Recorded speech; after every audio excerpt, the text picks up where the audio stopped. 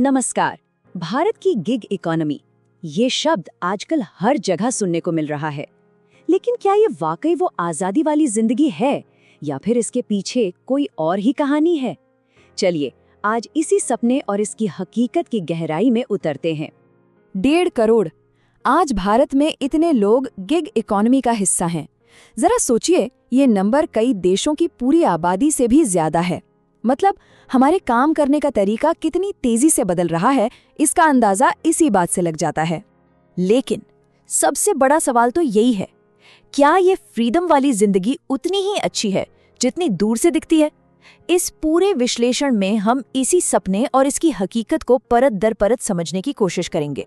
तो इसके फायदे और नुकसान पर जाने से पहले ये समझना बहुत जरूरी है कि आखिर ये गिग इकोनॉमी है क्या और भारत में ये किन किन शक्लों में काम कर रही है। चलिए देखते हैं। देखिए, मोटे तौर पर गिग वर्क के 3 बड़े चेहरे हैं।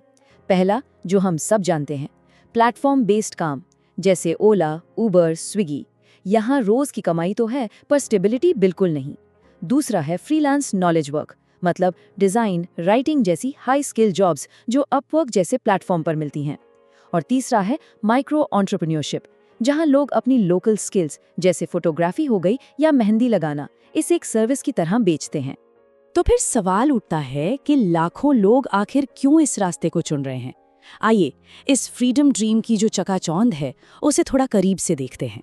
ये एक लाइन शायद पूरी कहानी कह देती है।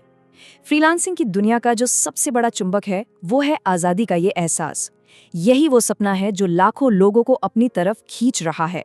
और इस आज़ादी के भी भाई कहीं मतलब है, कब काम करना है, कहाँ से करना है, ये खुद तय करना, एक ही समय पर कई अलग अलग क्लाइंट्स के साथ काम कर पाना, कमाई की कोई ऊपरी सीमा नहीं, और सबसे बड़ी बात, किसी एक बॉस के नीचे दबे रहने का कोई प्रेशर नहीं।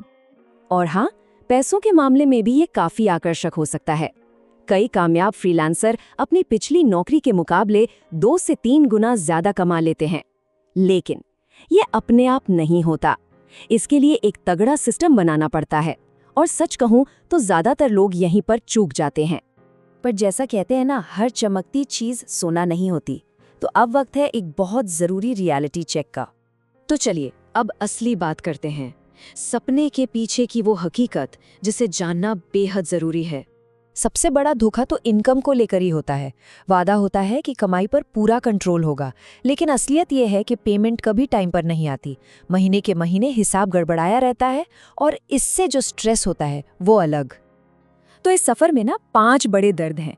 पहला, जॉब सिक्योरिटी नाम की कोई चीज नहीं, हमेशा नए क्लाइंट्स की तलाश में रहना पड़ता है। दूसरा, इनकम फिक्स न होने से महीने का बजट बनाना लगभग नामुमकिन हो जाता है। फिर आता है टैक्स का सिरदर्द, जीएसटी, ITR, TDS। चौथा, PF, हेल्थ इंश्योरेंस, पेड छुट्टी, ये सब भूल जाइए। और आखिर में अकेले काम करने का अकेलापन, वो भी एक बड़ी चुनौती है। लेकिन इतनी सारी बातें सुनकर घबराने की जरूरत नहीं है। इन चुनौतियों से निपटने का एक सॉलिड एक्शन प्लान भी मौजूद है। तो देखते हैं कि इस खेल में टिके रहने और कामयाब होने के लिए क्या करना चाहिए। तो सवाल ये है कि इन सबसे बचे कैसे? इसका जवाब है एक सिस्टम बनाकर। देखिए, ये 5 कदम बहुत जरूरी हैं। सबसे पहले, काम शुरू करने से भी पहले कम से कम 3 महीने के खर्च का एक इमरजेंसी फंड बना लें।